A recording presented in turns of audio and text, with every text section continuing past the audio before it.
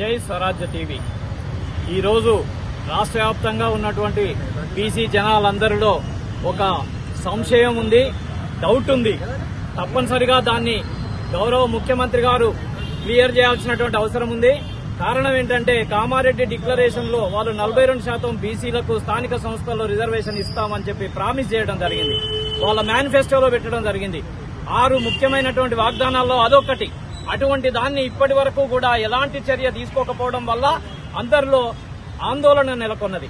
కాబట్టి ఖచ్చితంగా ఈ యొక్క 42% రిజర్వేషన్లు అమలు చేస్తామని చెప్పి వాగ్దానము ఏదైతే పత్రికా ప్రకటన ద్వారా లేదా మీడియా ద్వారా ముఖ్యమంత్రి గారు తెలియజేస్తేనే వీళ్ళందరూ కూడా అమర నిరాహార దీక్ష చేసి ప్రభుత్వానికి జై కొట్టి ప్రభుత్వానికి మద్దతుగా నిలబడేటువంటి పరిస్థితి ఉంటది.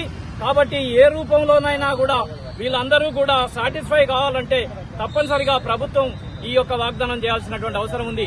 ఎన్నో ఏళ్ల కాంచి 70-80 ఏళ్ల కాంచి చూస్తే బీసీలకు రాజ్యాంగ పరంగా రిజర్వేషన్స్ లేకపోవడం వల్ల ఇంతకాలం చాలా ఇబ్బందులకు గురైనారు. ఇప్పుడిప్పుడే వీళ్ళందరికీ కొంచెం జ్ఞానోదయం కలిగి ఇక మా వాటా కోసం మేమెంతో మాకంతా అనేటువంటి నినాదంతో బయలుదేరినారు.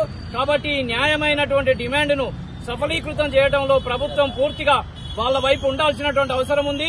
అది వారికే ఉపయోగం అనేది ఈ సందర్భంగా చెప్పదలుచుకున్నాం. జై స్వరాజ్య టీవీ, జై బీసీ.